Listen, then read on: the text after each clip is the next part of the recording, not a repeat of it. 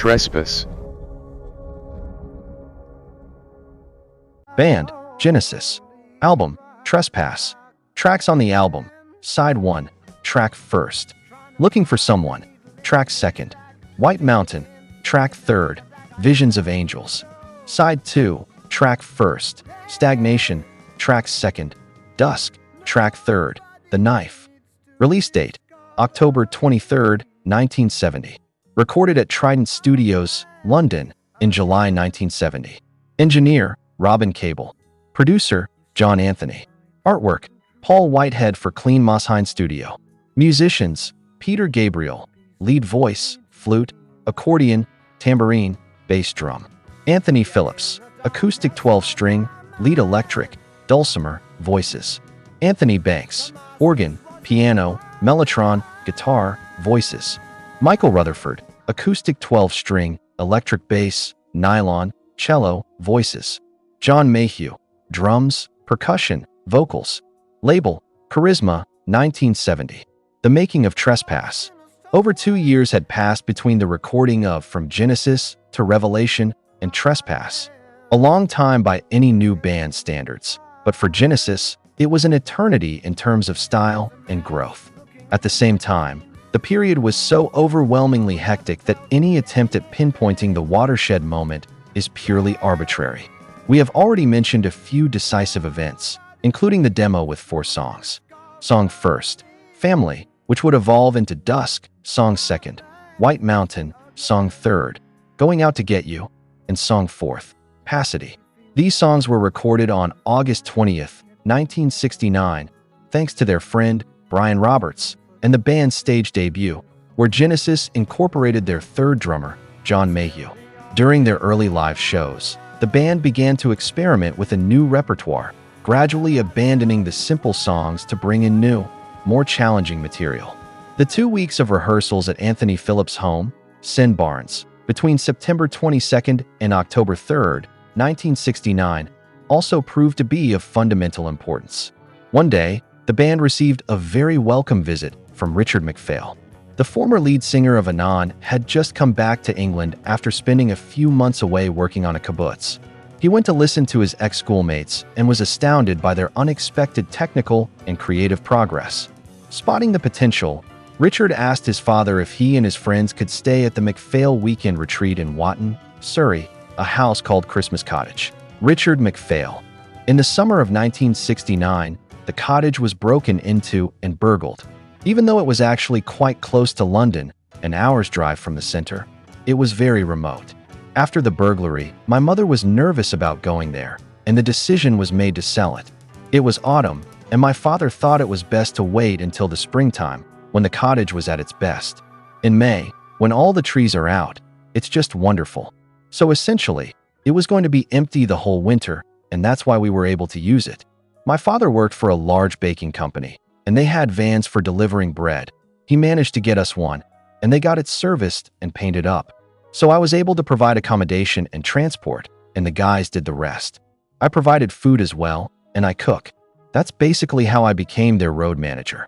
The band's retreat to Christmas Cottage lasted 6 months, through to April 1970, possibly a rather excessive period of time, which would take the 5 young men almost to breaking point.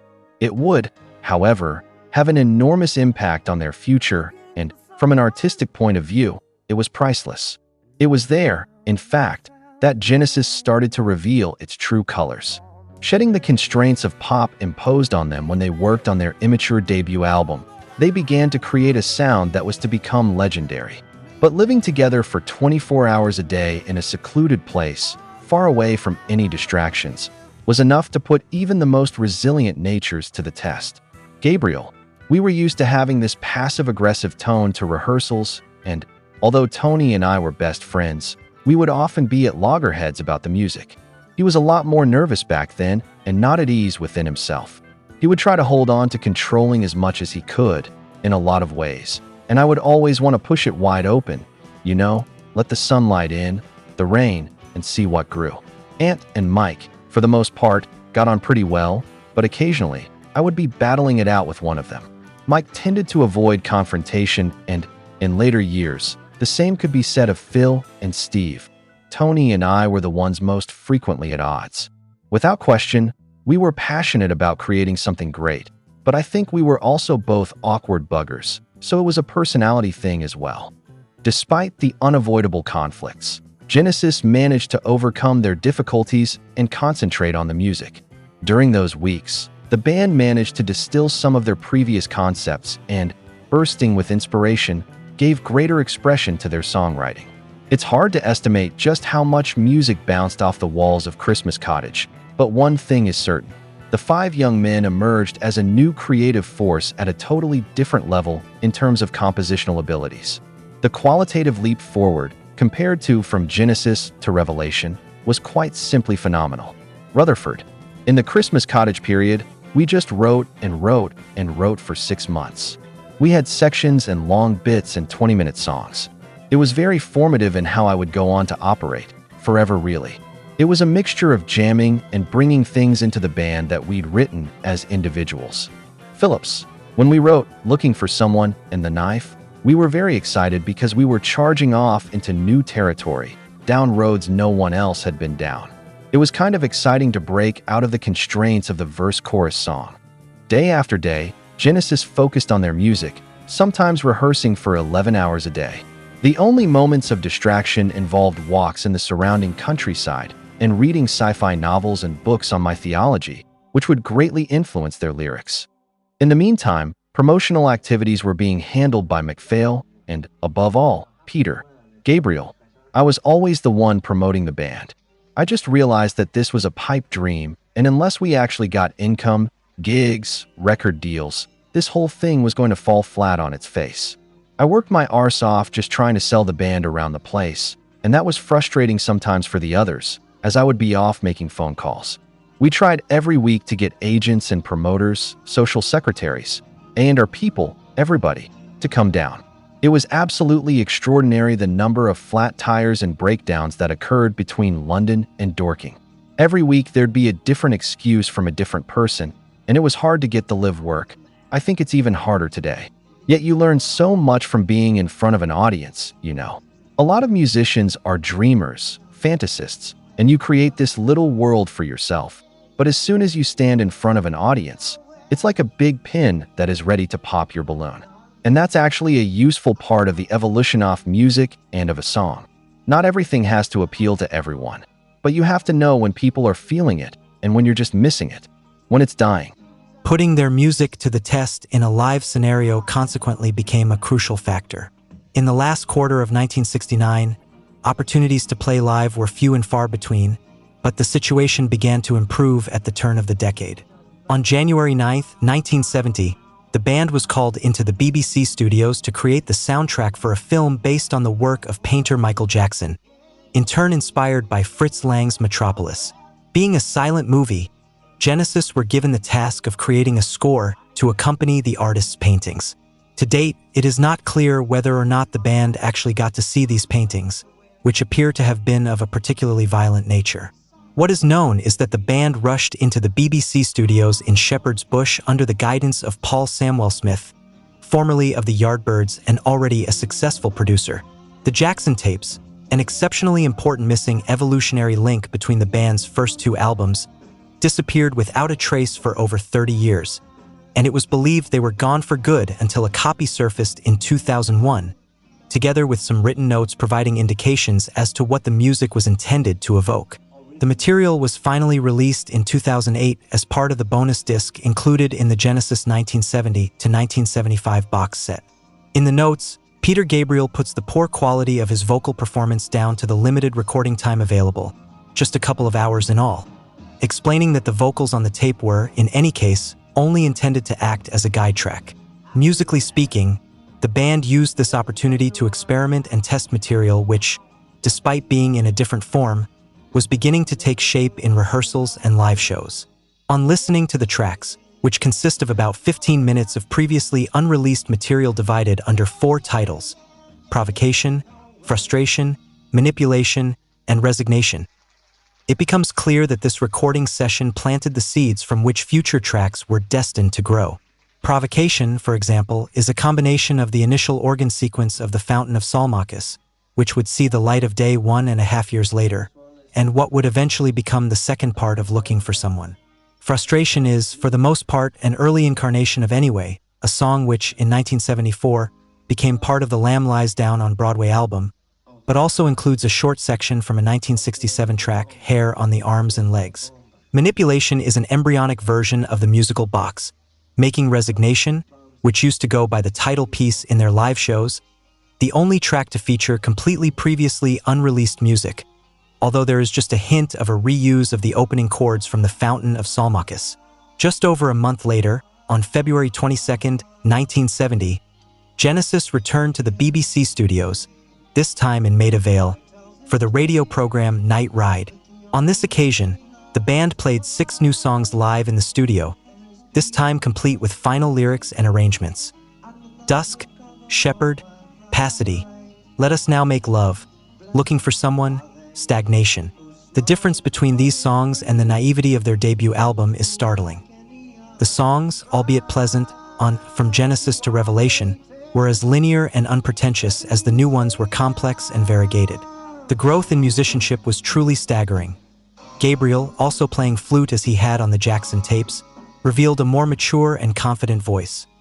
Tony had begun to master the organ, an instrument which now represented a signature sound for the band, replacing the piano.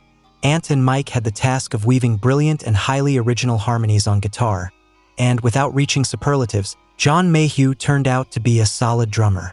That same February, thanks to a push from promoter Marcus Bicknell, the band began to pick up the very first signs of real interest from audiences at a series of concerts held in and around the capital.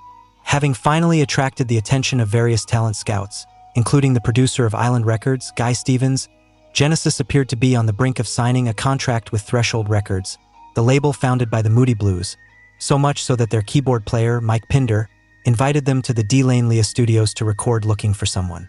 However, not everything lived up to Banks' expectations.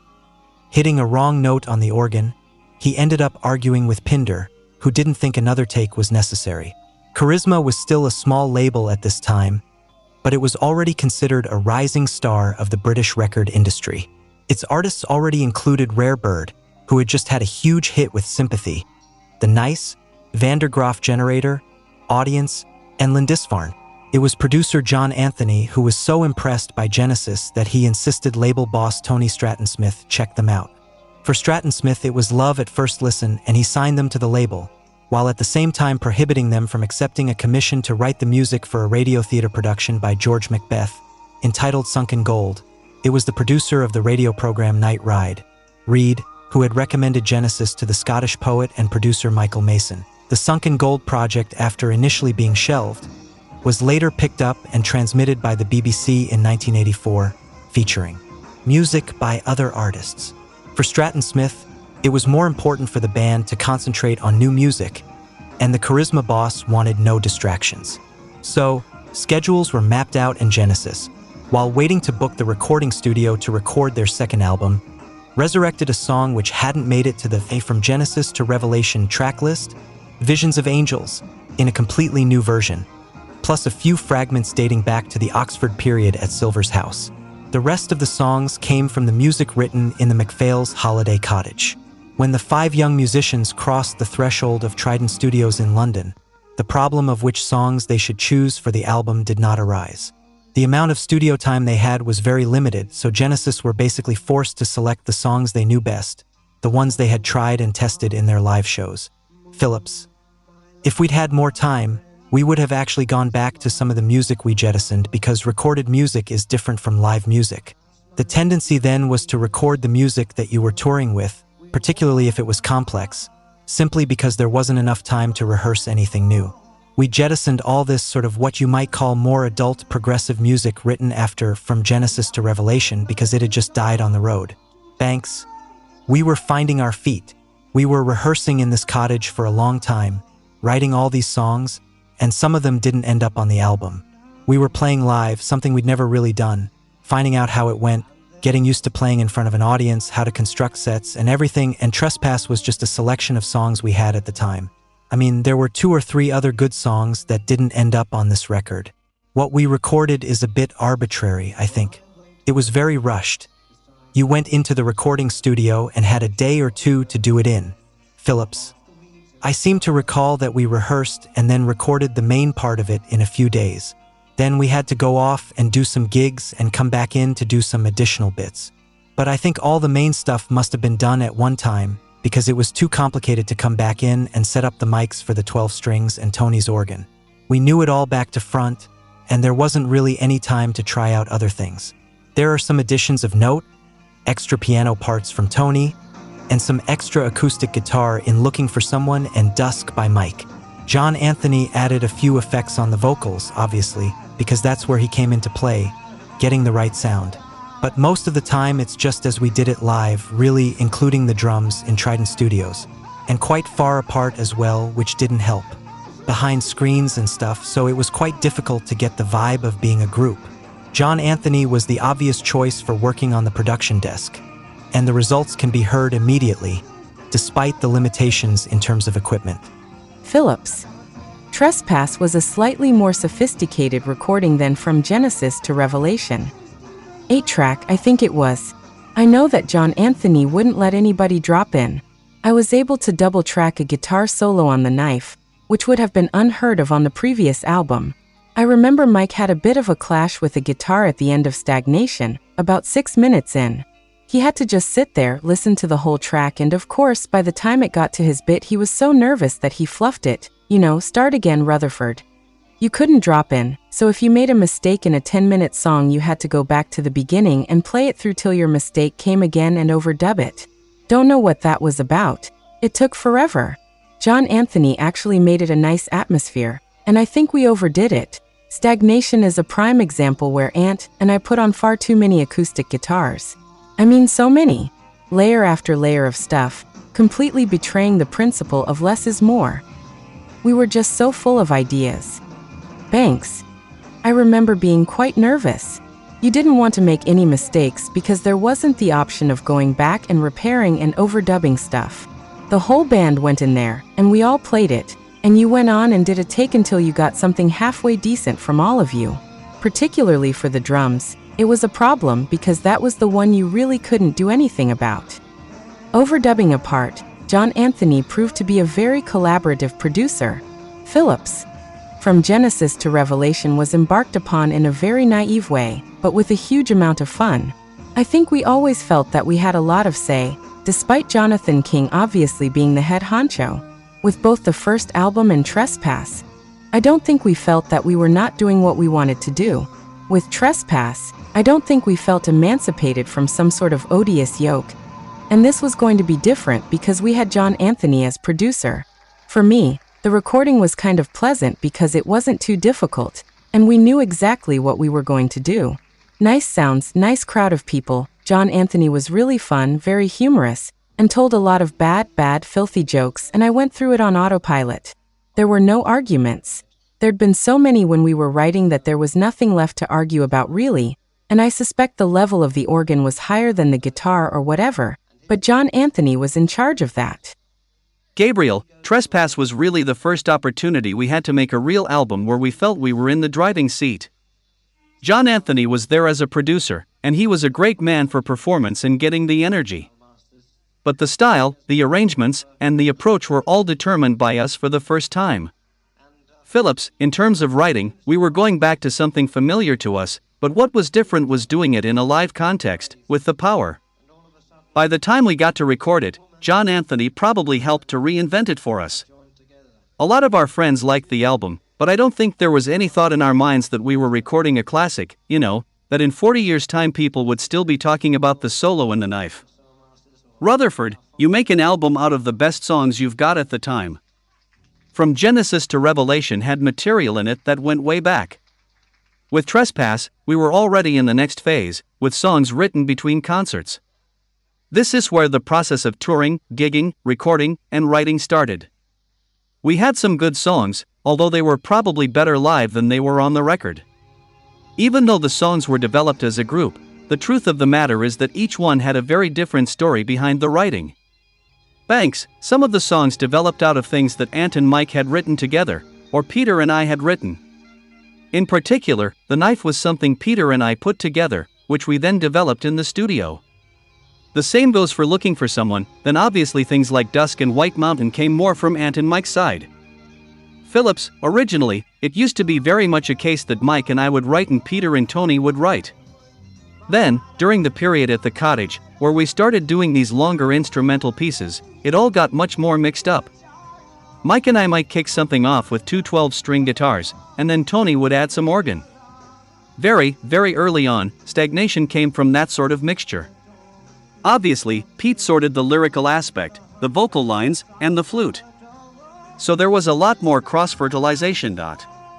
Gabriel, the writing was still, to some extent, a continuation of where we'd started, in pairs, although some overlapping was beginning to happen. For example, Looking for Someone started with things I had begun, and in The Knife, there's one section which Tony did musically, whereas Dusk was an Ant thing, as was Visions of Angels.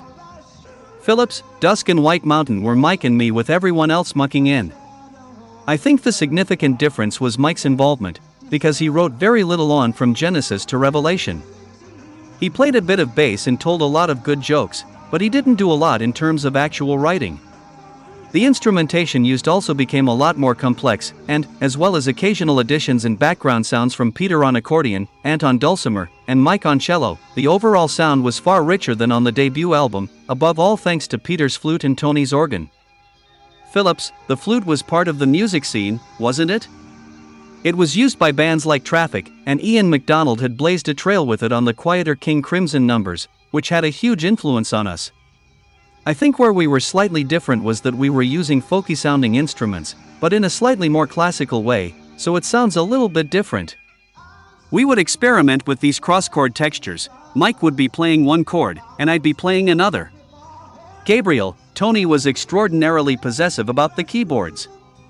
I'd done a bit of flute at school, I always liked the sound, and a little bit of oboe. I was an even worse oboe player, but it made a couple of good noises now and again. Then the bass drum was something physical, visual, that I could kick hard, and occasionally it was in time. Phillips, we went through a period of experimentation with the live sound. Tony found the organ difficult. I always remember him referring to it as a box of tricks. A lot of pianists don't like the organ. For a start, you've got no light and shade of the touch, and if you're used to that expressiveness, it's terribly different. It takes a lot of time. I think he was a bit at sea and, in a sense, lost his power base slightly, and for Peter, it was difficult as well. So, whilst they were adapting their writing to the new medium, Mike and I started this 212-string thing. We just had a period where we wrote more. I think it was easier for us, really, and that probably explains the folky feel because Dusk, White Mountain, and Stagnation were all born out of 12-string guitar stuff, and Visions of Angels, although that was a piano song, it was developed as a guitar-based song for live shows. I remember some guy in the East Grinstead News labeled us folk blues mystical. Without doubt, the dominant instrumental role of Genesis during this phase was given to the intertwining sounds of Ant's and Mike's 12-string guitars. And this is the instrument that was behind the most stressful moment during the recording session.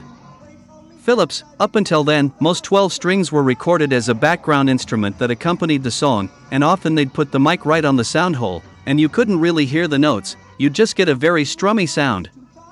But, of course, the notes were important, so I had a setup where the 12-string went through an old tape recorder, I think called a Bayer recorder. Robin Cable came down and said that it didn't sound like a 12-string to him, and I answered, but it does to me. And that was quite difficult, because Robin Cable was an engineer of high standing. But I had the support of the others because that's how we did it live. Rutherford, the album started a bit like our live shows used to in those days. We'd start with a soft song.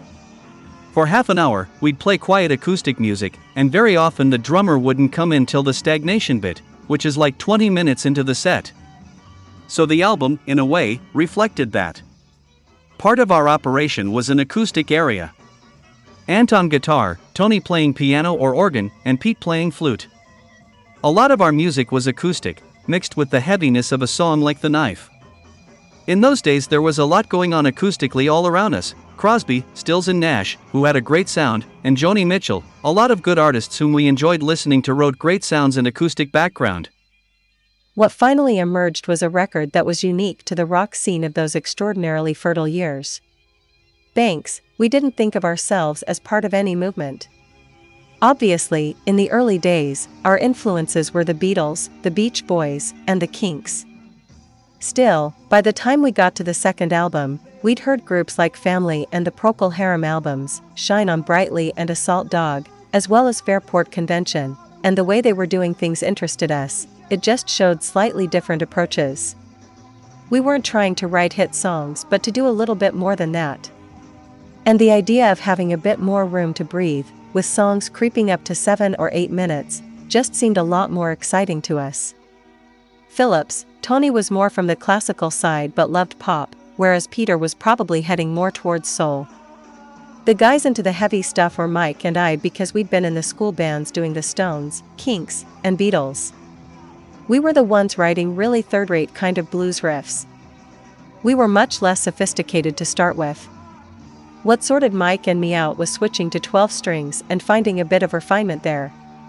We used to do a song called Going Out to Get You, which was in the direction Mike and I wanted to go in, but it's a good thing we didn't early on because we weren't very good at it. Gabriel, the folk sound of the album, was definitely from Ant and Mike and their 12-string combination, and I think that was really quite innovative. I loved it, and I tried to encourage it. They would do these things where one guitar would be playing one chord while the other played another, and you would get a composite of the two. The effect gave us a unique sound. We were always trying to blend our influences. Nowadays, that seems nothing special, everyone takes whatever they want, but at that time, music was very segregated. I remember sitting in some publisher's office, or was it a record company, and they were saying, "No, you can't, you have to decide what you want to be, or you're a folk group, or you're a blues group, or whatever, you can't try and cross all these borders and barriers." And yet I feel that's what I've been doing my entire musical career. Whenever someone puts up a barrier, I try to find a way through it. Which I think is the most interesting thing for any creative person. The worst thing you can ever do to an artist is give them complete freedom because they go right up their arse, they don't know what they're doing, where they're going. However, if you say to an artist, "You can't go here.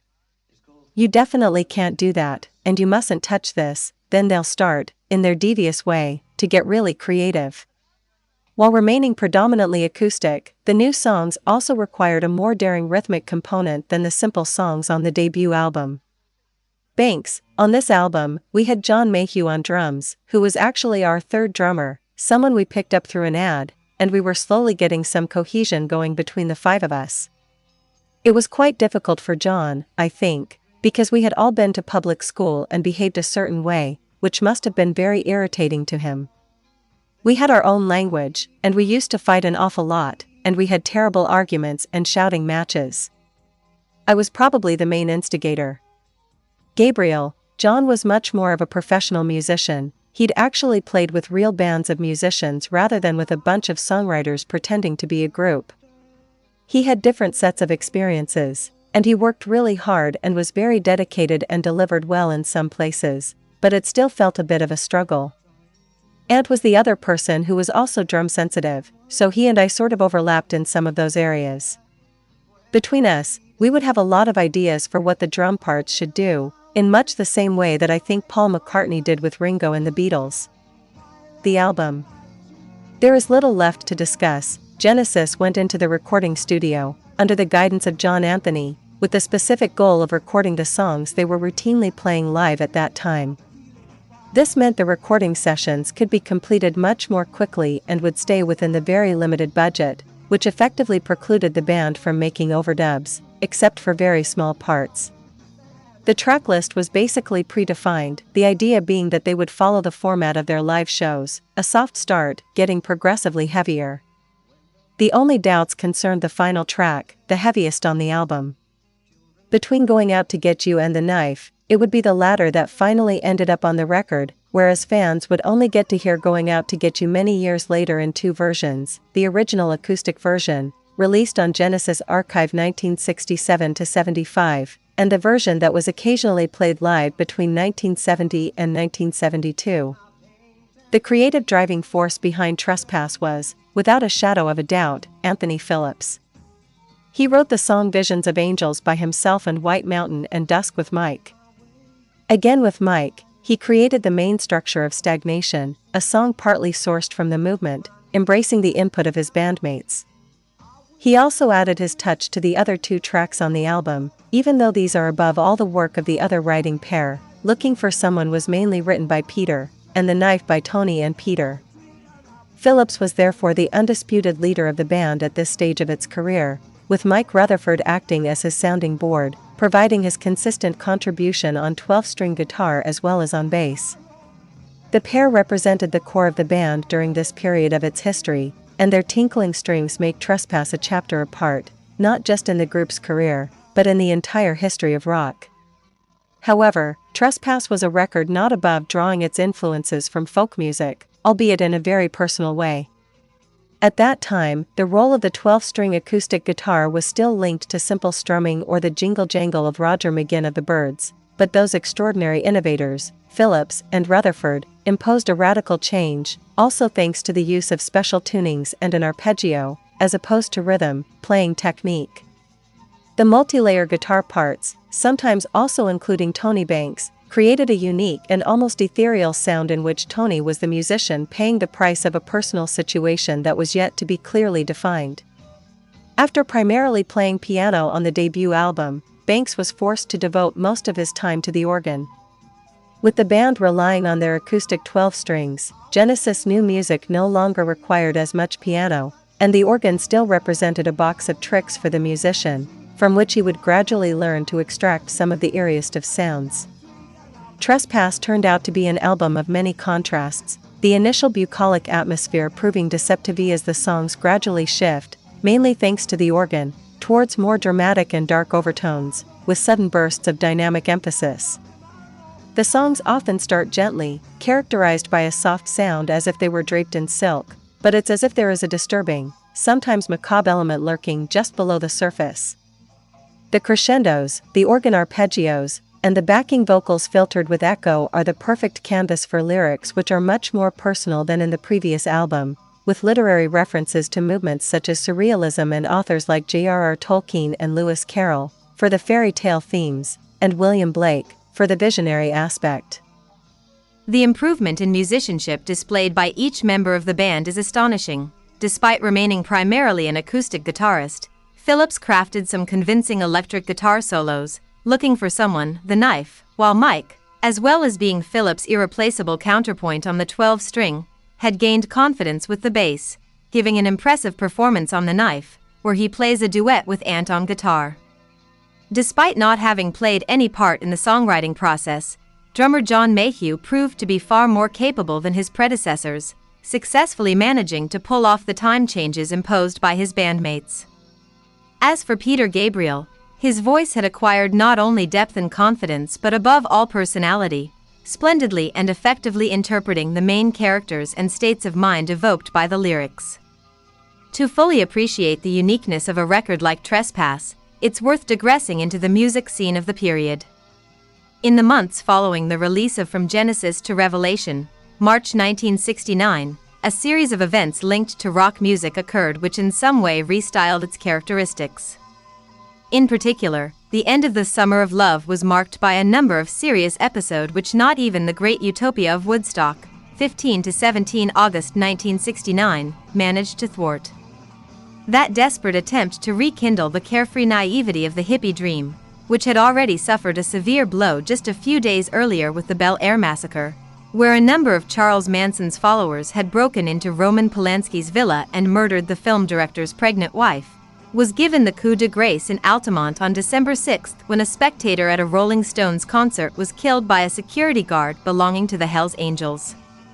Within the space of just a few months, the illusion of peace and love was smashed to pieces by a rude awakening fueled by the early deaths of rock stars. On July 3, 1969, Brian Jones of the Rolling Stones instituted what would become known as the 27 Club, later being joined by Jimi Hendrix, Janis Joplin, and Jim Morrison. That year also marked the final chapter for the most important band in the history of rock music, when the Beatles played their last live performance on the roof of the Apple Studios on January 30th. But these were also months of extraordinary creativity. On April 22, 1969, The Who played their rock opera Tommy live for the first time, and on September 24 Deep Purple performed their concerto for group and orchestra within the austere walls of the Royal Albert Hall, London. In 1969, the record market was inundated with album releases from great North American artists such as Bob Dylan, Nashville Skyline, Leonard Cohen, Songs from a Room, Joni Mitchell, Clouds, and outsider Tim Buckley, Happy Sad, as well as by bands like The Grateful Dead, Aoxomoxoa, The Doors, The Soft Parade, Creedence Clearwater Revival, Willie and the Poor Boys, not to mention the self-titled debut albums by Crosby, Stills and Nash and the Allman Brothers Band. To this list we can also add the albums by jazz legend Miles Davis, In Silent Way, Frank Zappa's Hot Rats, and Santana's self-titled debut album. But, of course, an English band like Genesis were mainly listening to British artists, and while the Kinks released Arthur, or The Decline and Fall of the British Empire, one of the first concept albums in the history of rock, Pink Floyd brought out the heavily psychedelic More and Ummagumma.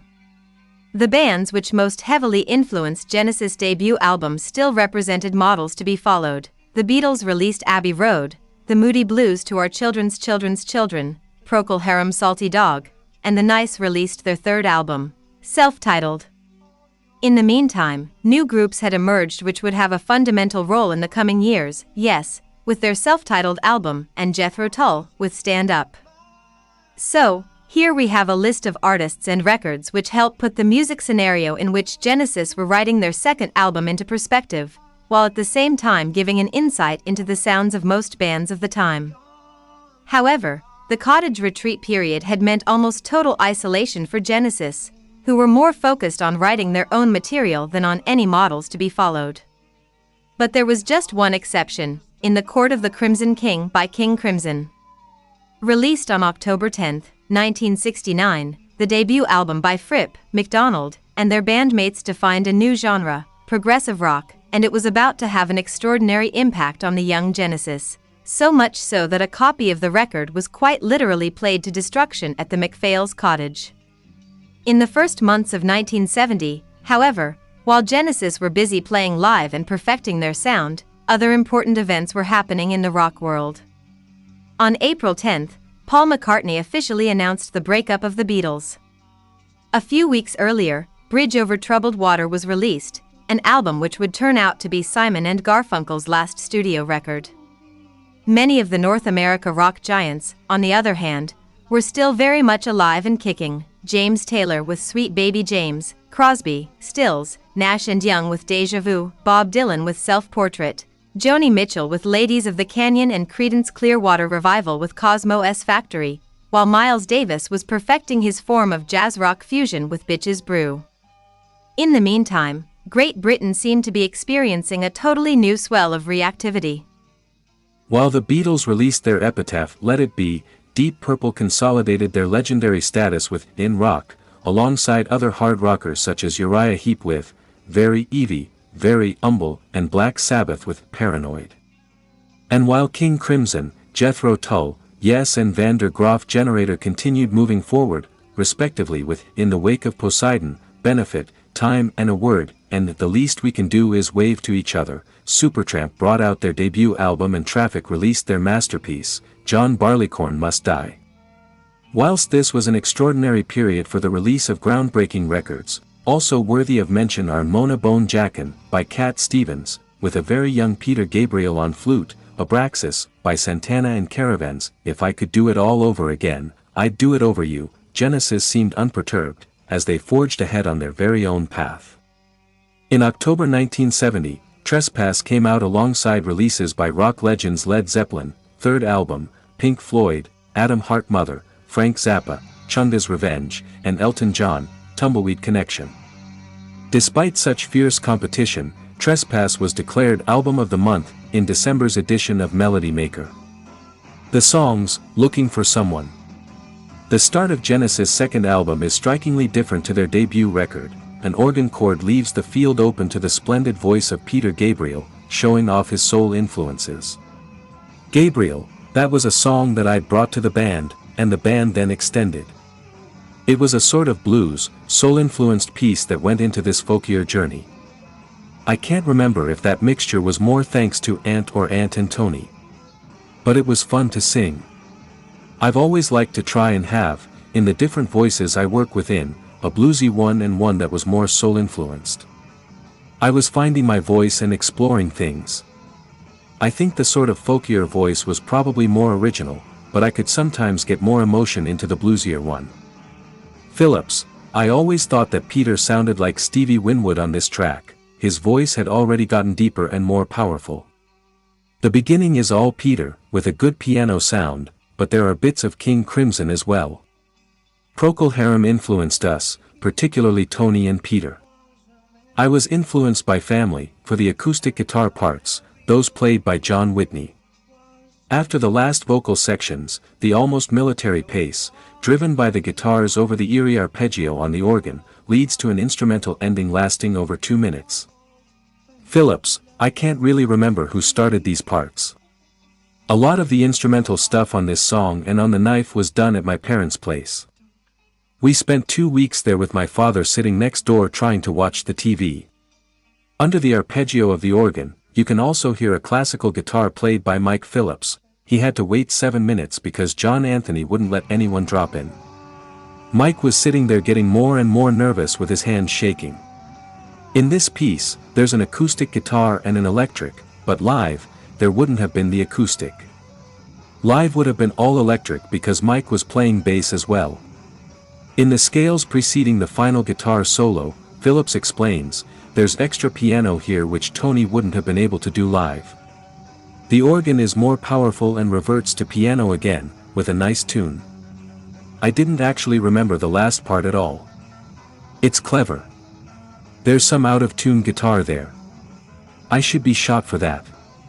The very limited songwriting contributions from the drummer are to be found in a handful of lines in the lyrics to this song. Mayhew, it was Peter who wrote the lyrics, it was his special conserve, his special thing. So I didn't contribute very much to the lyrics, although when I was 12 years old, I had some poetry published in a London literary magazine. I have always been good with words, writing stories and poetry, but don't think I wrote Genesis songs, I didn't. I only made some suggestions. White Mountain. Phillips, I found the demo where Mike and I just started writing this, playing the tune together. You can hear Josie, Mike's then girlfriend, saying, "Ooh, that's nice." And I'm sure that sounds like something else. I realize now why it was reminding me of something. I know what it is now. Those Were the Days by Mary Hopkin, a song from 1968. The same summer we did From Genesis to Revelation. This was around the same time Hey Jude was released, and the tune is a little bit similar to that. On a bass of light organ, the song is all 12-string tinkling arpeggios. Phillips, people have copied this kind of music so much, but when we were doing this I don't think we were really like anybody. It was quite different, based on the two 12-string guitars. What was original, I now realize, was the combination of the two 12 strings with the organ. King Crimson were different. They didn't have much acoustic guitar and they had a mellotron, not an organ. So that's where we got our original angle. Rutherford. It's a favorite of mine. The lyrics tell a story, which we always seem to do. I think Tony wrote the lyrics. In fact, Tony tells the story of Fong, a wolf condemned to death for having dared to see the crown of the king. Both Fong and another character in the lyrics, One Eye, already mentioned in On-Eyed Hound, come from the famous children's book White Fang by Jack London. Visions of Angels. Recorded in 1968 at Regent Sound Studios for the first album, the song was discarded at the last minute. Phillips. We did a crap version of it then. I don't know why, it was as good a song as a lot of the others. Tony was playing an upper piano part and John Silver's drums sounded a bit like A Day in the Life by the Beatles, loads of towels on the tom-toms. We got caught somewhere between a pop song and A Day in the Life. If it had made it to the album, I'm sure we would have ditched it, and we would never have developed the middle section with Tony's keyboard. The chords and all that glory made such a difference. Obviously, it was actually a song that was quite well suited to being dramatized a bit, both vocally and with the organ. It was definitely my flagship song for the first album. At the time, I was rather heartbroken when it got chucked out. I didn't argue about it, but I didn't know if it was ever going to see the light of day. I kept wondering what I had done wrong, or did we not get it right? So it's a really nice bonus that this was the only song from that previous era that survived. Apart from the middle section, which we all did together, Tony and myself mainly, explains Phillips, the song was composed entirely by Ant on the piano. Phillips. I couldn't play the piano at all in a conventional way. I used to play with 3 fingers in right-hand octaves, and then I would cross over and play the tune, which was very bizarre. I think Tony thought I was an idiot, which would be understandable. But like a lot of idiots, sometimes you can come up with something that's a little bit different. I was helped by the fact that I was very limited. Just occasionally, I could come up with a nugget of a tune, and there was a sort of plodding piano style that was very fashionable at the time. The Beach Boys had done it a lot. The Beatles were doing it in things like With a Little Help from My Friends. After a piano intro, the bass comes in alongside the 12-string arpeggio and light drumming. Phillips. John did a bloody good job on this, you know? I'm sure Phil would have been a bit better, but John did pretty damn well. God bless his soul. The only thing with John is that sometimes he wasn't incredibly steady. The romantic verse gives us Gabriel's voice filtered and compressed over arpeggiated guitars. Phillips. This is all 12-string but not with a microphone, so you haven't got all that SSSS. Listening to it now, maybe it's too mellow, but it works well with the organ. At one point, Peter was phasing his voice, which overall is quite dry. There's not much reverb on it. But it's so much more powerful than the version we did for the previous album. Oddly enough, the lyrics to the track are a love song that Ant wrote for Jill Moore, who would later become Peter Gabriel's first wife. Phillips. Peter realized that this song was written about Jill before we went on the road. I can't remember if the lyrics were changed for the new studio version. Stagnation. Partially composed by Ant and Mike at Ant's house, this song was first recorded as a demo in Ant's home studio at Sand Barns in August 1969. Phillips. Most of this was based on a lot of 2 12-string sections Mike and I had written in the spring of '69.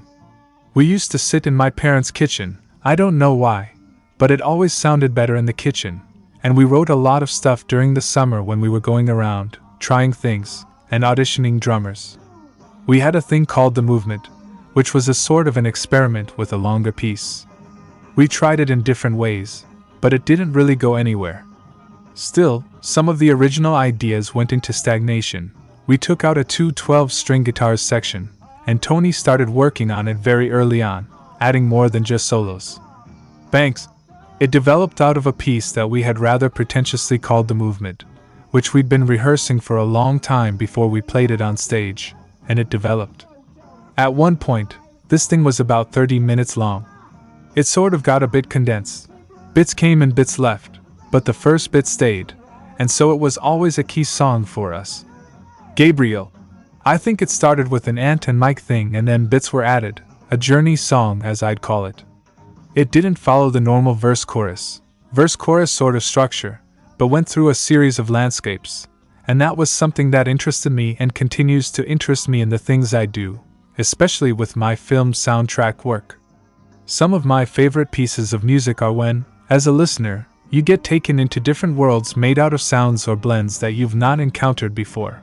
I think that's what we were aspiring to, and this is one of the most band-composed tracks on the record. The track opens with incredible cross harmonies played by Ant and Mike on 12-string guitars with open tunings. Banks. The Fairport Convention folk influence and the general acoustic guitar style were quite a big thing. Ant and Mike used to play these 2 guitars together and do a lot of interweaving parts in the harmony, which was very much part of early Genesis and certainly led to the start of what was probably the best song on the album, Stagnation, which was then developed by the whole group. I think that was unique. No one else was doing that sort of thing. But it did come from Fairport roots. After the vocals come in and a few muffled beats on the tom, the first real solo in Tony Banks' career takes off with a rather strange tone created on his organ using a trick for the descending note you can hear at 2:09 on the remastered version. Phillips. He got that swoop by turning the organ off and back on again. There was no pitch wheel, you see. It was funny. This was the most experimental section.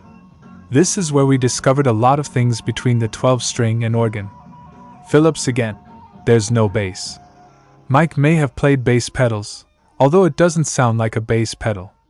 There are some strange sounds in the background. I don't know what they are. I know Pete used to play the accordion on it. This track must have been quite weird for people, actually, because it was very decorative, not really like a song. I mean, this is exciting now, but then they must have been thinking, what are they doing? There wasn't much for Pete to do, actually.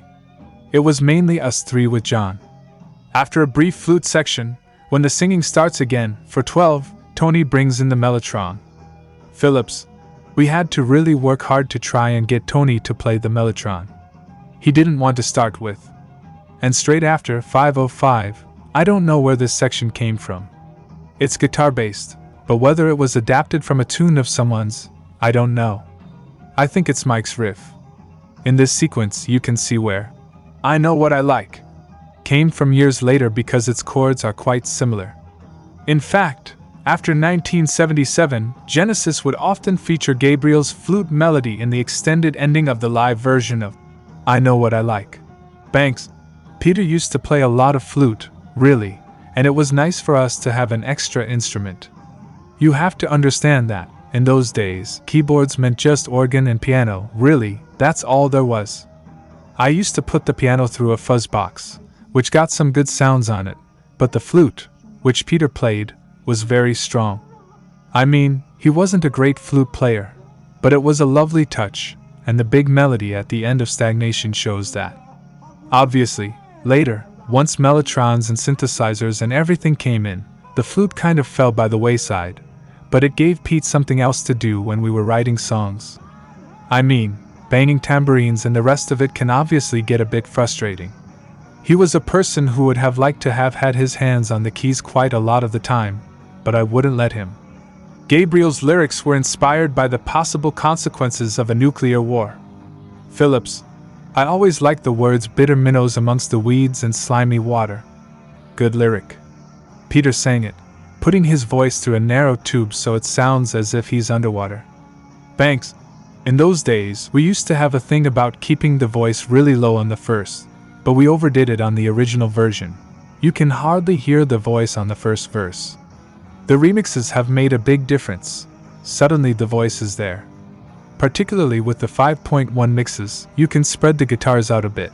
Although, having said that, on this particular album, we had to do a lot of submixing because it was done on an 8-track. The bottom end was very weak on the original version, and you couldn't really do a lot with that. Dusk. Written by Ant and Mike at Send Barnes, a first version of this song was recorded on August 20, 1969, released 30 years later as part of Genesis Archive 1967-75. The version on Trespass, however, is shorter, more compact, and is again dominated by Ant's 12-string and Mike's classical guitar. Phillips, nice sound. Mike's playing classical guitar there.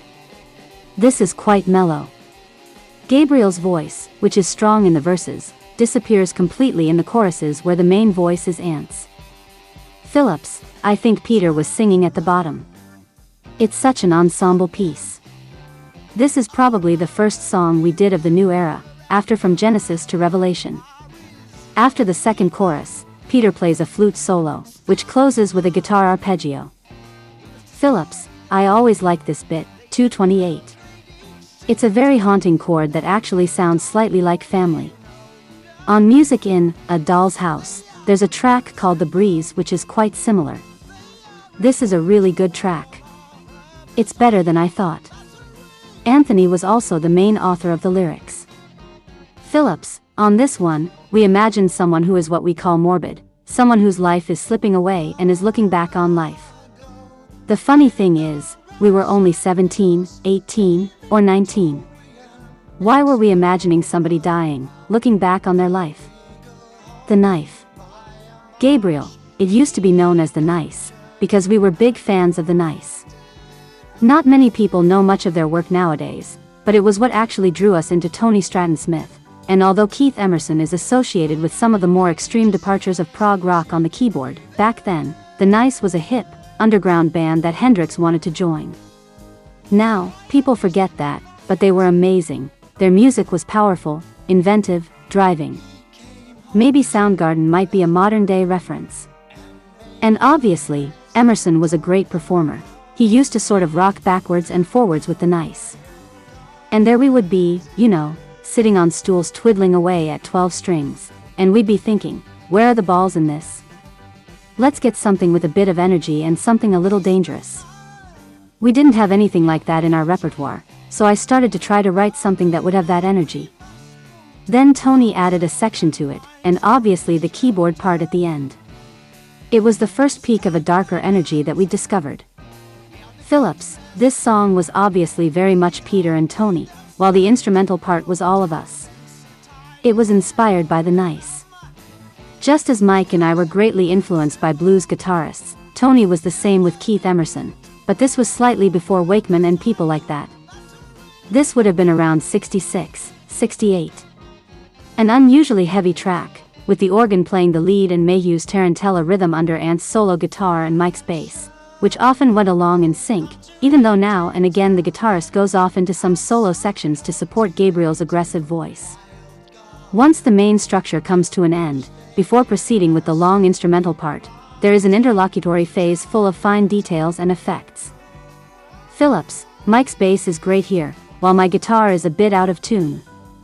Funny, I don't remember playing with the volume pedal, 318, I remember when it starts to get going with the flute. Even the flute's a bit out of tune. There follows a chaotic phase with people chatting, apparently talking nonsense. The voice of John Anthony stands out, 508, and there are female shouts, I don't know who did it, Phillips. The song closes with a long guitar solo, almost always echoed by the bass. Thanks, the end sections developed out of improvisations.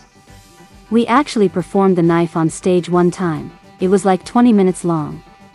We just pruned it right back and took what we felt was the best part of it. This song and Looking for Someone started as concise songs, which, when we started to play them and rehearse them, started developing ideas. That developed into what became the Genesis trademark of extended solos.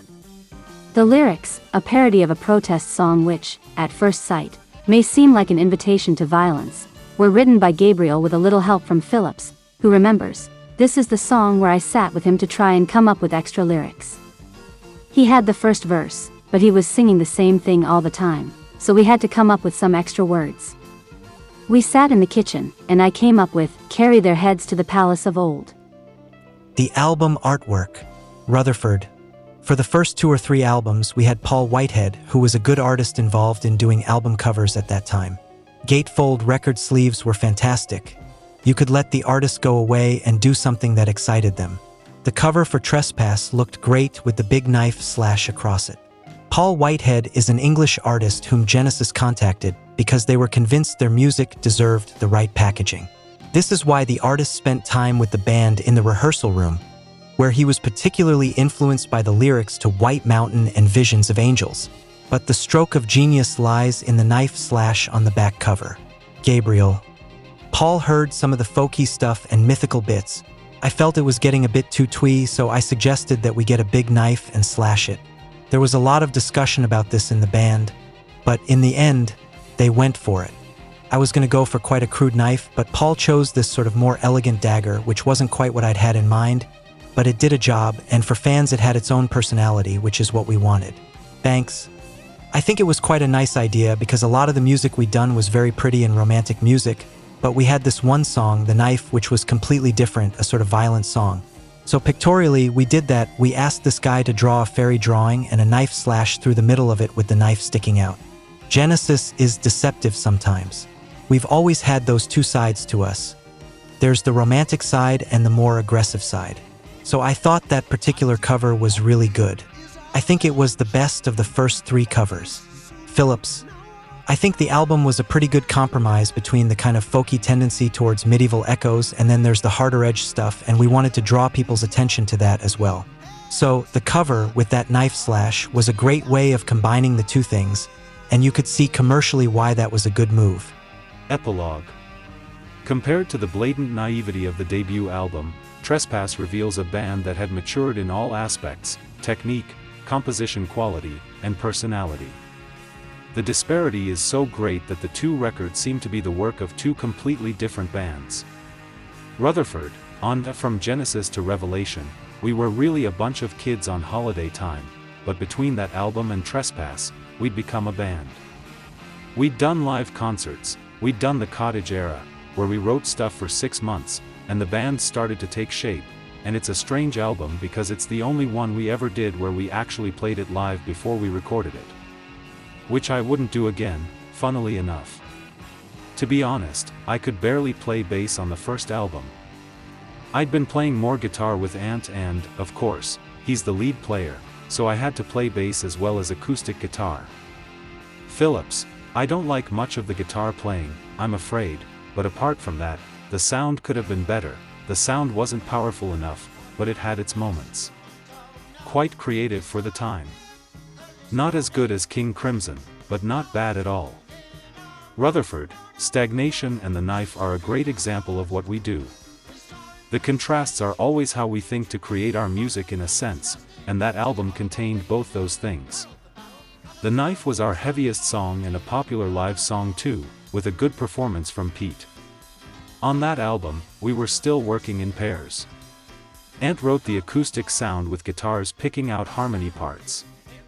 Stagnation, Dusk, and White Mountain were very atmospheric, and that was a part of what we were doing on stage and on the record. Banks, I think it was a pretty good second album. Stagnation is great, as is Looking for Someone. The other songs on the album don't do much for me anymore. I always felt Dusk was a bit of a B track, whereas White Mountain, well, we used to do that live and it was quite atmospheric, but I don't think it's as strong as what was to come. Rutherford, what the album did suffer from was the fact that we played the songs for so long live, so when we met in the studio, we were fairly inflexible. We'd found a sound, and that's the way it stayed, and it was in a way a little frustrating. The way we worked after that, we went in with songs we'd never played live, so actually, you could mess around with the sound. You didn't quite know where you were going sonically. But with Trespass, we defined how the parts went, so in a way that was kind of a unique experience. Phillips, I think of Trespass as a very good early Genesis album. Obviously, there were many better later ones, but I think there's a sort of prototype there, in a lot of the tracks, for things that came later. I mean, the 12-string stuff we did on this album is developed more later. And obviously, the longer format songs like The Knife and Looking for Someone were the precursor of things like the musical box. It was a very important, early stage in the band's later development. Rutherford, we were considered part of that era with bands like Yes, Emerson, Lake and Palmer, and stuff, but actually they were very different. I mean, you only have to listen to songs like Stagnation, it's an acoustic album. We were always about songs. The playing came secondary to the songs. Gabriel, Trespass was a good start. It definitely had a personality that was different from other prog bands. We had some minor success in Belgium, which felt like conquering the world at the time. Unfortunately, by the time Trespass had reached the record shops in October 1970, the band was already desperately seeking a solution to what would be the most dramatic defection in its still very short history, the departure of Anthony Phillips. Rutherford, in a sense, people never realized that in a way, apart from Peter, who was always very get up and go with agents and managers and the business side of things, in many ways during that first era, Ant was the strongest driving force. He was an extrovert on stage, musically he was very strong, so the concept that he might leave was probably nowhere near our thoughts at all. Phillips, my leaving was nothing to do with the music, it was just due to stage fright and my health, really. I found it really tough. There was no kind of left for musical differences or huge personality clashes. I just found the touring had taken a huge toll. You know, people glamorize this life. They imagine it's all high living and groupies and stuff, but we were living a fairly monastic life. I mean, we were living on top of each other in a cottage. We never went anywhere else, nobody saw anybody else. At one stage, we got so irritated with each other that we wouldn't talk. I mean, it's understandable if you're living in the same place for 6 months. I didn't have a girlfriend at the time, but 2 of them never saw their girlfriends. So, looking back on it, the idea of getting together in a country cottage and never getting away from it, living 24 hours day music was pretty silly. Pete has pointed out that I was probably the most driven member of the band. I loved the illusion, I believed in it, Banks, there was parental pressure on Ant, and that was probably one of the factors that made him leave. It was certainly the reason our previous drummer, John Silver, left. You should remember that, back in those days, pop music was not a respectable profession, but those of us who just loved music just wanted to be in it and didn't really care one way or the other how it was, we stuck at it. For me, Anthony was the group leader, he was the one who wanted to go live, he was the one who wanted to go professional, he kind of motivated the rest of us, really. Peter and I were not sure at all if it was what we really wanted to do. Initially, I think we said we'd stay just for the first summer, with the intention that we probably wouldn't stay, that they'd find somebody else.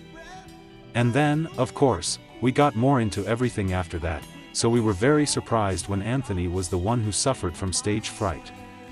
In January 1970, Phillips, who was still battling with the after effects of glandular fever, began to suffer from acute stage fright.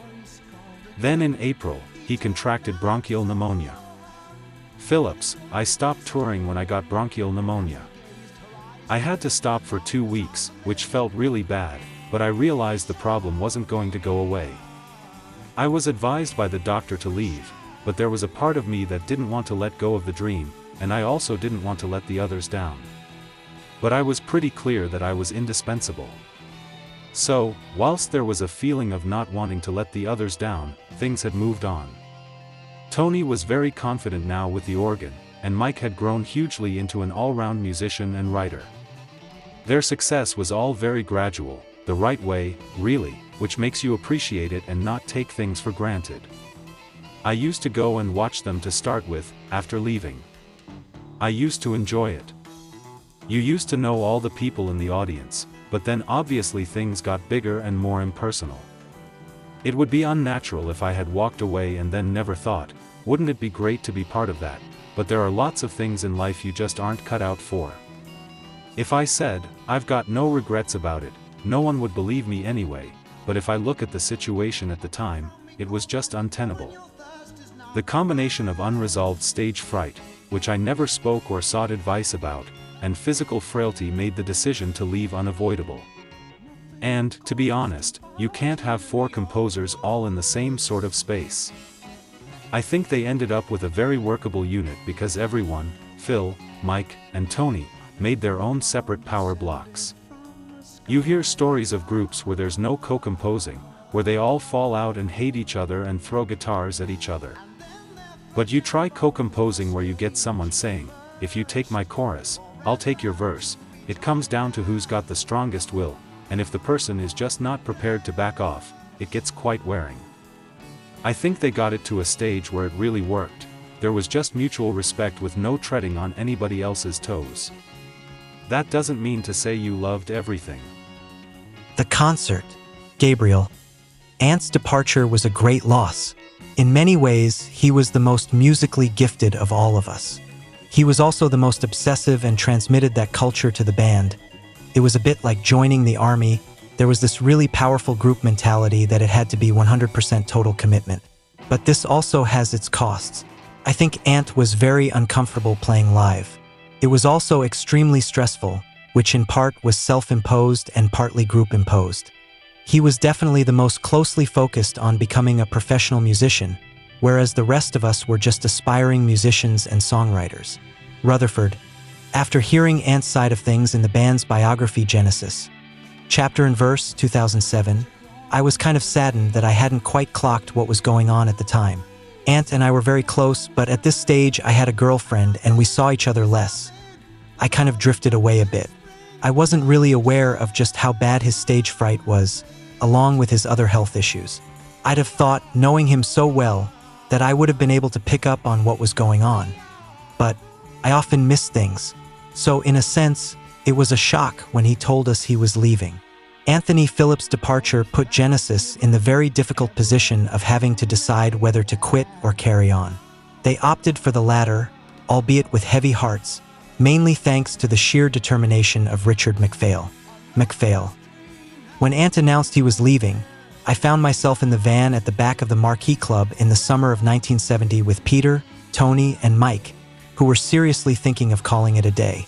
I convinced them to carry on, and it has since been said that if I hadn't insisted so much, there's a chance they would have quit.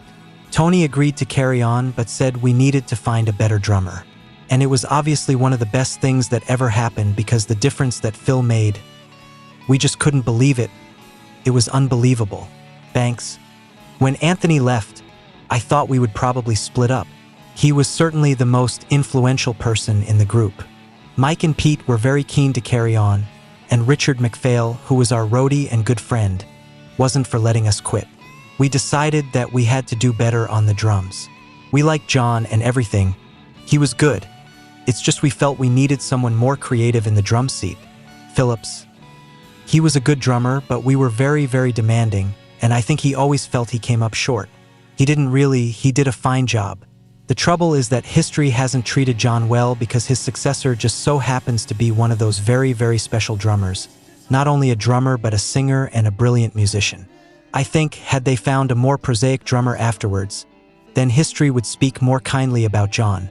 But he's cast in a rather dim light, which I always think is rather unfair. We were very demanding, and we spoke the same musical language. We'd grown up in the same environment for a long time, and there was no way John could really understand what we were on about most of the time. He lacked that sort of sunny character and confidence which I think a drummer should exude. I think a drummer is the foundation of the group, like the goalkeeper in a football team. If you have a dodgy goalkeeper, there's a chance the defense will feel more insecure. John Mayhew quite literally left the scene, emigrating to New Zealand and then moving to Australia. He disappeared without a trace for 30 years.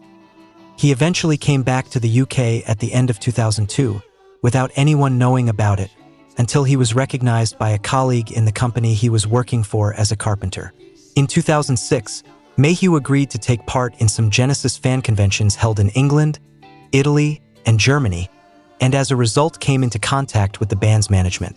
Shortly afterwards, he was given all the royalties which had accumulated from the sales of Trespass in his absence, a considerable sum of money with which he intended to go back to Australia. Fate, however, decided differently, and on March 26, 2009, the day before his 62nd birthday, Mayhew died from complications associated with a heart condition shortly after being admitted to a hospital in Glasgow. Once the decision to carry on without Ant had been taken, the Gabriel Banks Rutherford Trio officially set out to recruit 2 new band members. The first step was taken by Tony Stratton-Smith, who placed an ad in Melody Maker looking for a drummer sensitive to acoustic music and a 12-string acoustic guitarist, Gabriel. As a sort of drum fanatic, I took a big role in the auditions. We auditioned a lot of people, including some really quite useful drummers at my parents' house, where Tony and I used to do all the writing and some rehearsing. I think, that we devise a series of tests because we didn't have long in an audition. I hate auditions anyway. But one of the problems with John was that he was quite, once he got something he could do it and deliver it well, but he was very slow learning. So when we wanted to try different arrangements, different grooves, different feels, it was a painful and really time-consuming process. So we thought, okay, we will throw some different tests at these drummers and see how quickly people pick up these ideas. Phil Collins. I didn't know their music at all because I was always playing with my band, Flaming Youth, even if we weren't actually gigging. But I used to see their name constantly in the back pages of Melody Maker where they advertised all the gigs for the Greater London area. It seemed that Genesis were always working, and I remember complaining to our manager because they were always playing and we weren't. One day, when I was scouring the back pages looking for jobs, I spotted an advert with a box around it. I knew Tony Stratton-Smith very well. I'd known him for years, so I knew where to find him. I went to the Marquee Club bar and asked him about it. He said it was for Genesis. And I thought, at last I get to find out what their music's like. The audition was held at Peter Gabriel's parents' house in Chobham, where a handful of aspiring drummers and guitarists were met by the 3 remaining members of Genesis. Collins. I was given Peter's phone number as he was arranging the auditions. I went down there with Ronnie Carroll, who was in the same band as me back then and still plays with me now. That was the first time I'd ever met them, seen them, or heard anything by them. My only recollection of Trespass was that it had an arty cover. Anyway, they gathered the 3 or 4 drummers that were there that day in the living room to listen to a couple of tracks off the album. I specifically remember looking for someone and Stagnation, maybe The Knife as well. The music had a soft edge to it. I came from a blues band, and Genesis didn't have that kind of sound. It was a summer's day, and I came away with feelings of Crosby, Stills, and Nash, their harmonies, the 12-string guitars. It was warm, fuzzy music. I didn't think the band sounded that great. The drums sounded a little woolly, but I think that was due to bad production rather than anything else. Gabriel. Phil arrived early. He was always the most punctual member of the band, with his mate, Ronnie Carroll, and he was there listening to the other 2 drummers. So by the time he sat down, he knew everything. As an ex-drummer, I knew just from the way he sat down in the saddle that he knew exactly what he was doing. It was clear that he could lift the music. They always say that a band is only as good as its drummer, and Phil is a great drummer. I connected with Phil immediately. He had this cheerful chap personality and a really good sense of humor, and he'd had real experience of real bands on the road, whereas we were still getting our feet wet. He impressed me because he said he'd played on a George Harrison session, even though I think he'd only actually done third tambourine. Straightforward going, Phil found himself thrown into a well-off, vaguely aristocratic and slightly eccentric environment. Rutherford. Whatever he says, I was not wearing a smoking jacket when I came down the stairs to greet him. I was probably wearing a dressing gown, and it probably had the same effect, actually. But the story's kind of grown over time. It's a good story, but he tells it much better than I do. Collins? I left with Ronnie Carroll. We packed our stuff up and got back in his car, and he said, I think you blew that. When I asked why, he said, I dunno, but I think I did pretty good. However, Carroll was wrong. Collins was the only one to pass any of the auditions for drummer and guitarist held on that day. Collins. Turned out, of course, that a couple of weeks later, Peter Gabriel called me back, said they liked me very much and asked if I would join the band. I was very, very happy. I think I must have gone up to London to meet them. It was August 4th, 1970 when Genesis told Phil Collins that he was their new drummer. They then took a couple of weeks break, canceling what few dates had been scheduled before Phillips left, including one in Plumpton on August 9th and one at the Marquee Club on 30th, where Genesis should have been opening for Amazing Blondell. Collins. And then they all went on holiday for 2 weeks to gather their strength. I guess they felt they had a huge barrier to cross without Anthony being there because he was obviously a big writer and I wasn't, and he was no longer in the band. In that time, I got my one and only ever job outside music, decorating people's houses. That was a terrible experience. On August 24th, Peter, Tony, Mike, and Phil went to stay at the Maltings, a range of buildings in the heart of Farnham, Surrey, which is now a creative arts center, to start rehearsing. While they waited for the right guitarist to come along, the band decided to stay busy and perfect new material, testing out their new compositions, albeit temporarily, as a 4-piece. It must be said that Genesis music didn't require many guitar solos, but what was worrying was the absence of Ant as a songwriter and, in the live context, as the main performer of complicated 12-string guitar parts. Consequently, during rehearsals, Tony and Mike took on additional tasks. Mike took charge of guitar parts, forcing him to start using bass pedals, while Tony began running his electric piano through a distortion box to fill in for the missing lead guitar, basically taking on all of the solos. This technique proved to be a really important step forward in the further growth of Genesis' technical abilities, and as a 4-piece, they perfected the execution of a number of songs previously rehearsed with Phillips, such as Going Out to Get You and The Musical Box. Banks. Going Out to Get You and The Knife were competing to be the big number. Going Out to Get You went through many transformations. At one point, it was about 20 minutes long. It had lots of bits in it that came and went. The version we ended up with, the one in the box set Archive 1967-75, was a simpler version with a good basic riff, a Rolling Stones kind of thing, which was written by Ant. Paradoxically, when we were down to being a 4-piece, we carried on doing it because we were a bit short of material that we could actually play. Some things, without Ant, were rather difficult, but this was a song we could do. Rutherford. We were trying to function in a four-piece scenario, with Tony playing the lead parts. Funnily enough, the first time I felt that the band worked in this setup was with the musical box, with me playing bass pedals and Tony playing keyboards. The song worked well on stage as a four-piece and shows what direction the band might have taken if we had continued along this route. I'm glad we didn't because all the other tracks were missing the guitar. But while the lack of a guitarist may well have represented a handicap, the fact that they now had a great drummer in Phil Collins was immediately evident. Gabriel. The grooves felt better. People nowadays think of Phil through his own songs and his solo work. They often forget that he's someone who can pick up almost any instrument without knowing how to play it and make some sort of sound that feels good. He has a lot of natural talent, and people sometimes fail to see him as a musician. Collins. I never met John Mayhew, but I kind of feel that he wasn't able to climb the wall to get inside.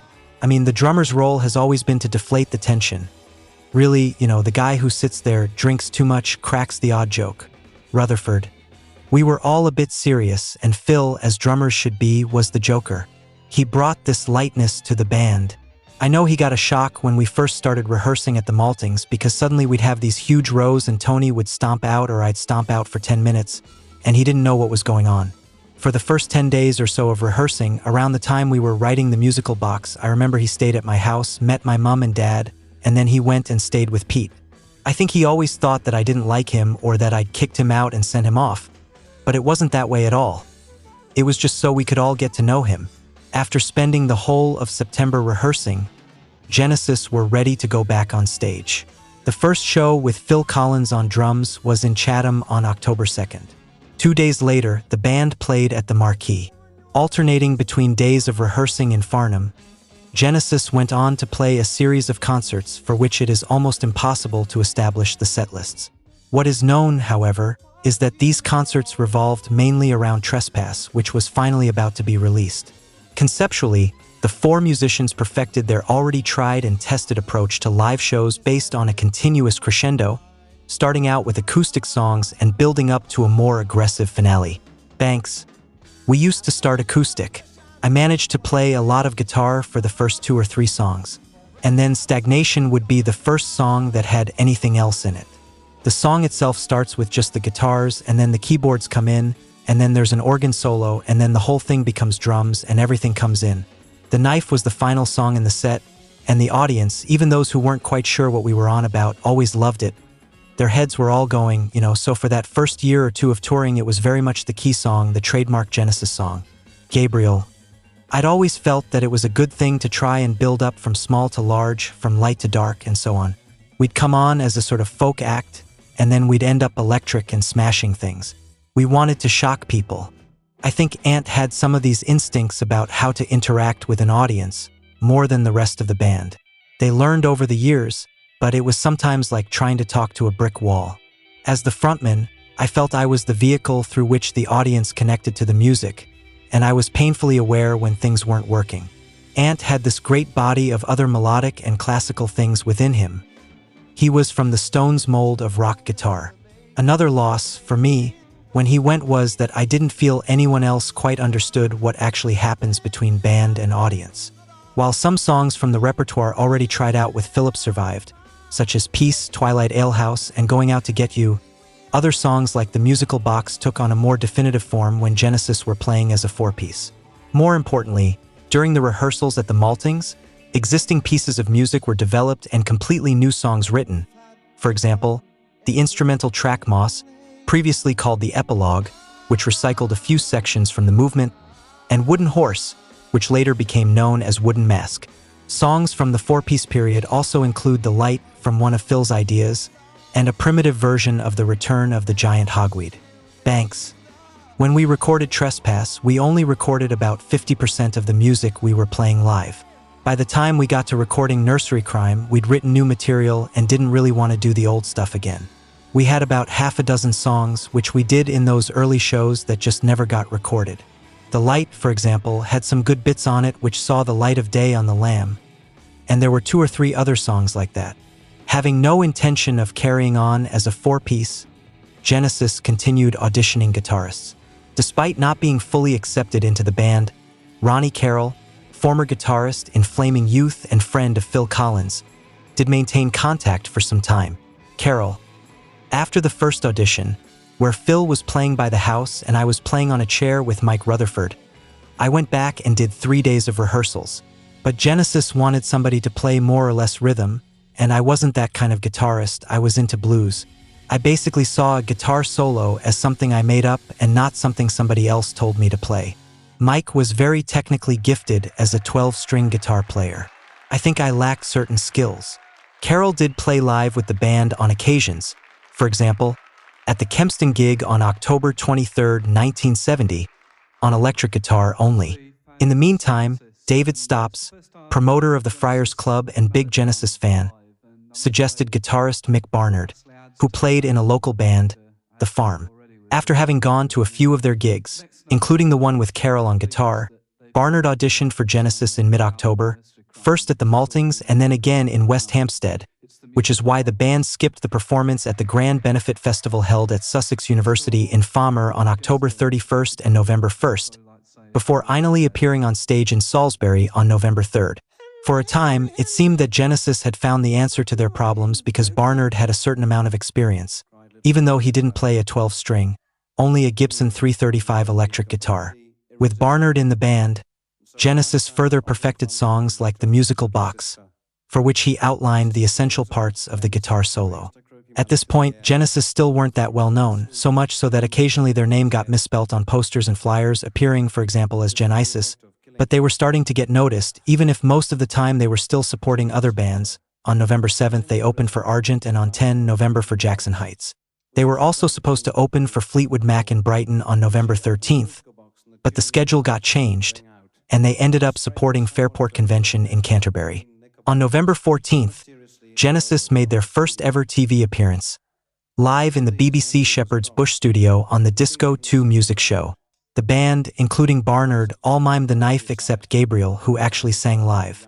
After their TV performance, unfortunately deleted from the BBC archives, Genesis rushed up to Watford, where they had a gig that same evening. Between the 15th and the 22nd of November, the band toured Scotland, and on the 28th, they had an important and unexpected gig at Imperial College London. The evening's main attraction was Van der Graaf Generator, the most popular band in the Charisma catalog, and Genesis were called in at the last minute to replace the original support band, Cochise. As Genesis weren't 100% convinced about keeping Mick Barnard, they continued to keep an eye out for another guitarist. On December 12th, Peter spotted an ad in Melody Maker saying, "Imaginative guitarist, writer seeks involvement with receptive musicians, determined to strive beyond existing stagnant music forms. Steve Hackett." I stuck loads of ads in Melody Maker. It was the most powerful music paper at the time. Loads of bands were formed off the back pages of Melody Maker. I think the odd Rolling Stone or the odd member of Led Zeppelin, possibly the whole band, found work like that. 5 years of ads, and eventually this crazy guy called Peter Gabriel phoned me up.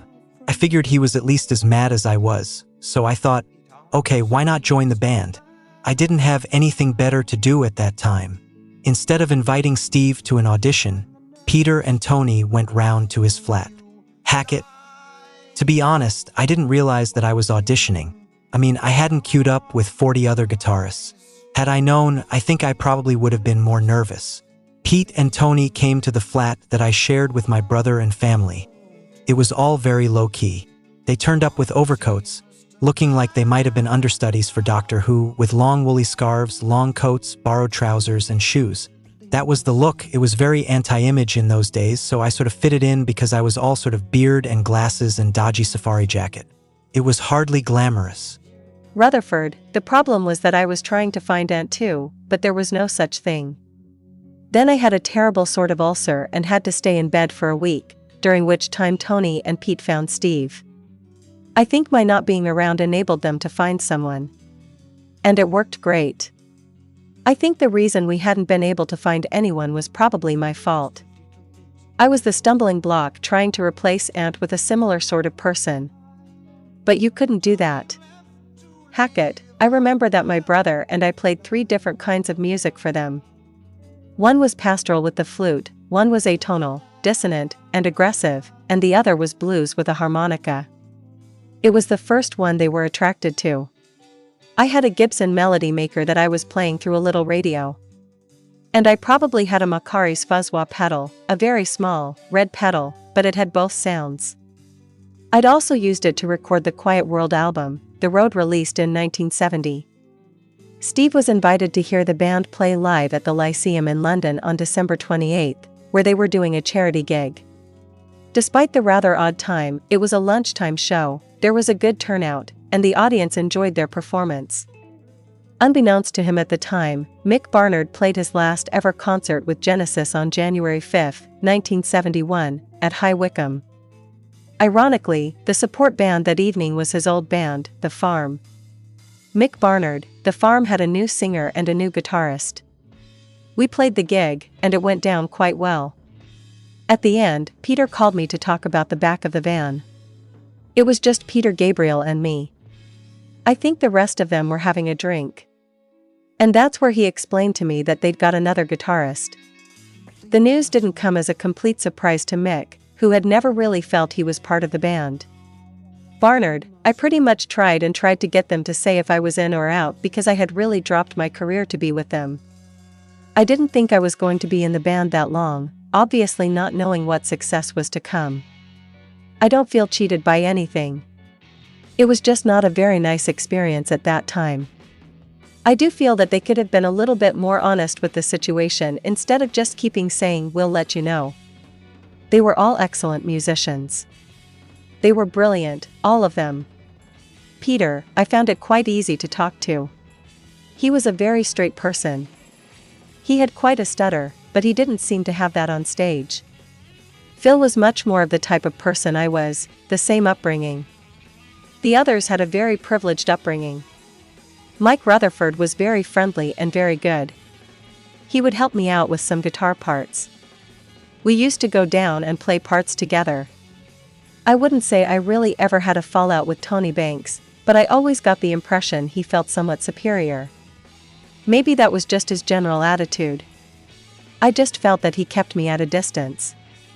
With the others we had a great time on tours, especially with Peter because he had a brand new Hillman imp at the time and we used to go off and tour the Lake District, while the roadies took the equipment to Scotland in the van. Hackett, seeing the band live somewhere like the Lyceum, my perception was that they weren't very loud. But in a small rehearsal room, they were deafening. And I thought, my God, how is it possible to play through thunder? I used to play in the bedroom with this big amp that I thought was deafening, but when I tried to use it in the rehearsal room, it just wasn't loud enough to cut through the drums acoustically, so it got replaced with something louder. After the last set of gigs as a four-piece, mainly opening for other bands, such as Hawkwind and Slew and Kevin Ayers and Ewell, Steve Hackett made his debut with Genesis on January 14 at University College London. Even though it might not have been one of their finest performances, Phil wasn't at his best, having had slightly too much to drink. While Steve was beset with a series of technical problems, it was still plain to see that with the arrival of Hackett, Genesis were finally complete. Gabriel, we were all worried because Ant had been a sort of driving force in the band, so we were going to have to find a different sort of energy to feed off.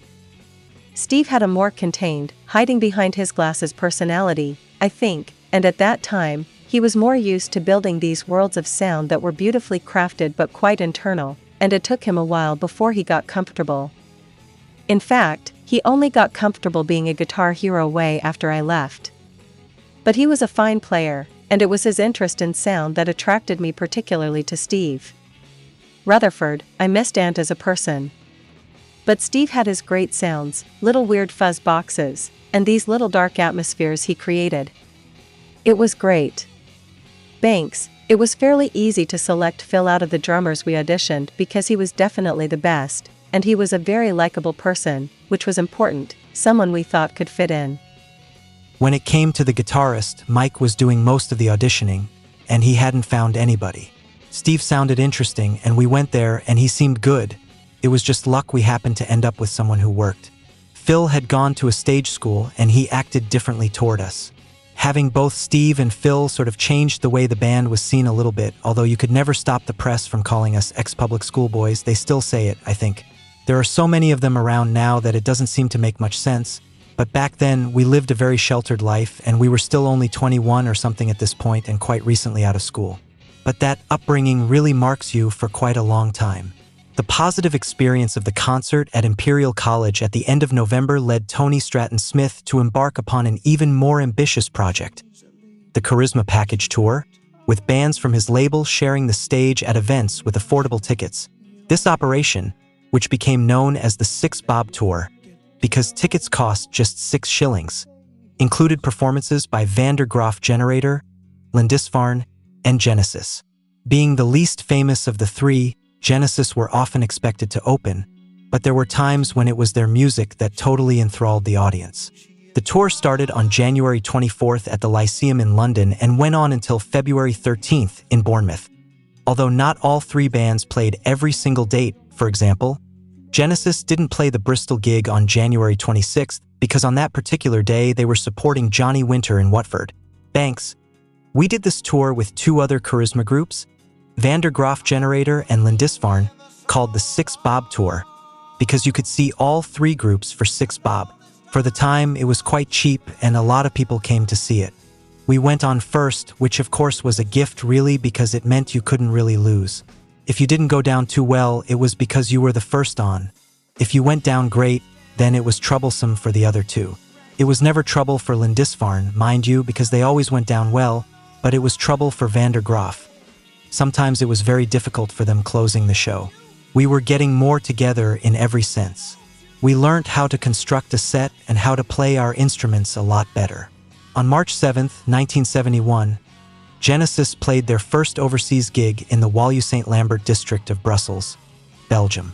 The concert, captured on tape by a member of the audience, was distributed to collectors in 1994, making it the oldest Genesis bootleg in existence. The set list was Happy the Man, Stagnation, The Light, Twilight Alehouse, The Musical Box, The Knife, Going Out to Get You.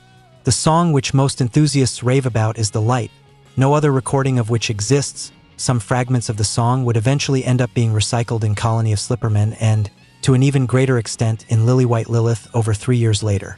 But there are other aspects of the bootleg which make it extremely interesting.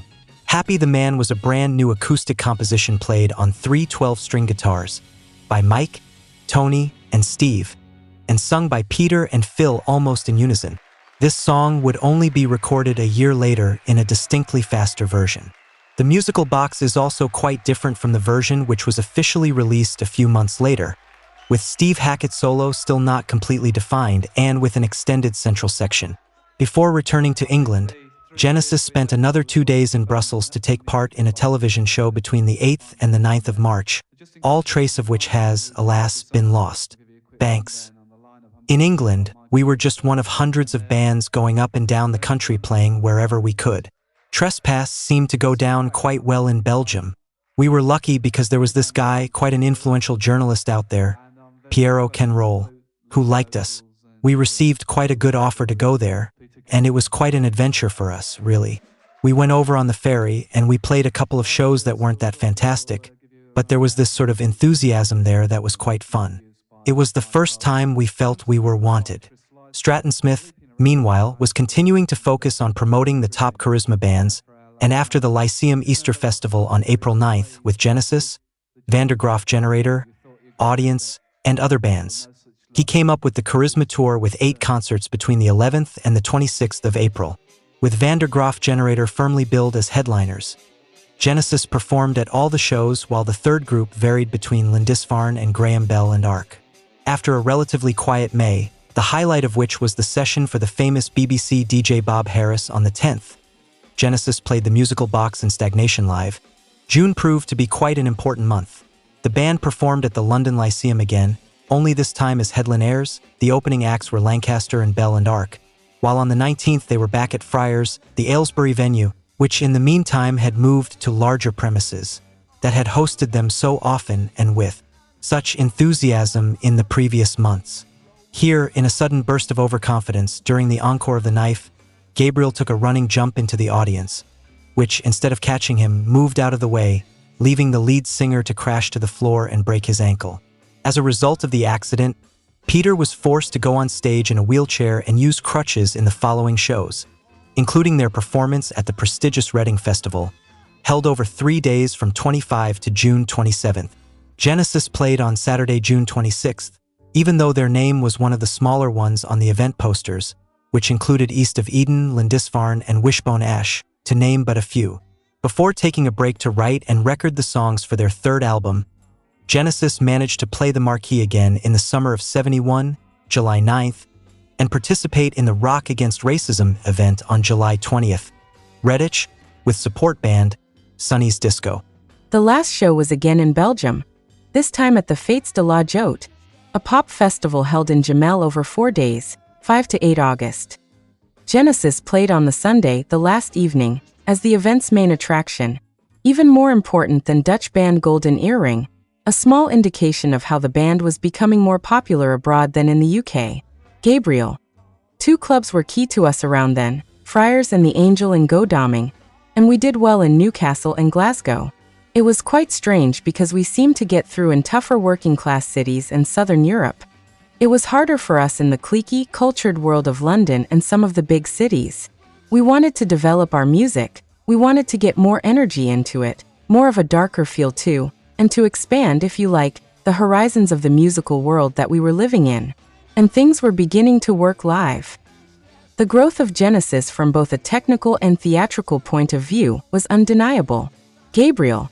My flute playing, which was never great, was something that gave our music a bit of character. I was an aspiring drummer, that's where I started off. I loved grooves, always have done, and to me an absolutely critical part of getting any piece of music to work is to make it feel right. In the beginning, with our first drummers, Chris Stewart and John Silver, they were at my level in the rhythm department, but when Phil arrived it was quite clear he was in a superior league. So my kit sort of gradually shrank until I was left hanging on to my bass drum, because I hated the idea of being just the singer. As soon as the lyrics, which never even got heard much in those days because of bad PA systems, ended, you were left with nothing to do musically, so you either had to prance around or get off stage or stand still. Whereas I wanted to play, I was full of music. As well as the poor quality of the equipment, the lead singer had to invent something for other reasons. GABRIEL. I started telling stories based on some of the ideas that were in the songs because back then we had 3 12-string guitars on stage, and it used to take ages to tune them. We'd build up some energy with the audience from a song, and then we'd be tuning for what seemed like a lifetime, and everyone would be looking at me, and I'd be thinking, oh shit, I've got to do something. The ideas would evolve as the tour went along, and then I would try to act out some of what I was improvising about in the stories. Thanks.